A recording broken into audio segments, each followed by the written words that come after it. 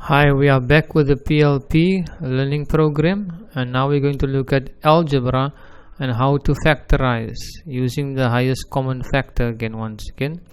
So in the removal of a common factor, we will look at an example such as 2ab plus 4abc.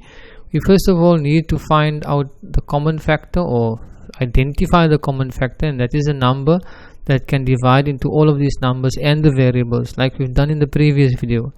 So between 2ab and 4abc, 2 would be common with the numbers, a would be common, and b would be common. So we write down that common factor, which is 2ab.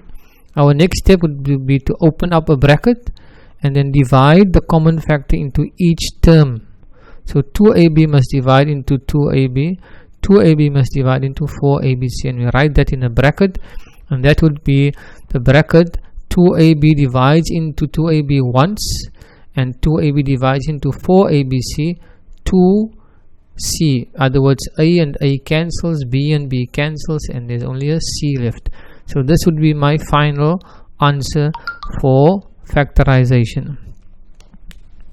In my next example, I've got 3 terms. So again, we need to find the common factor between 3, 9 and 27, and between x, y and z.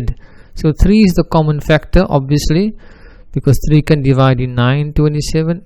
Y is the common factor because y is in all 3 terms. We write down that common factor, we open up a bracket, and we start dividing. So 3x divides into 3y divides into 3xy, only x will be left. 3 divides into 9 3 times, y and y, 9, y2 minus y1 will give me y1, and 3 divides into 27 9 times, x and, y and z will be left, and y will cancel. So I've got 3y, x minus 3y plus 9xz as my final answer. In my next problem, I've got 3 terms once again, but we've got xp, xp. xp is common, but which xp must we choose? In these cases, we always choose the one with the lowest exponent. So it will be x, which is the lowest exponent, x squared obviously, and p with the lowest exponent being a p to the power 1. That would be my common factor. Open up my bracket, start dividing. So that would mean that x square divides into that, there will be 1x left, p and p will cancel, the minus sign comes down, x squared and x squared will cancel, p and p, 3 minus 1 will be a p square over there, and then x squared and x squared will cancel, p and p will cancel, but that will give me an answer of plus 1. So that would be the factorization of that one over there. In this case, 20 and 12, find the common factor. The common factor, or the highest common factor that can divide in all of them, in both of them, is 4, and x is also common. So we write down 4x as our common factor. Divide, open up the bracket, divide in there gives me 5 times, x and x cancels, y squared left.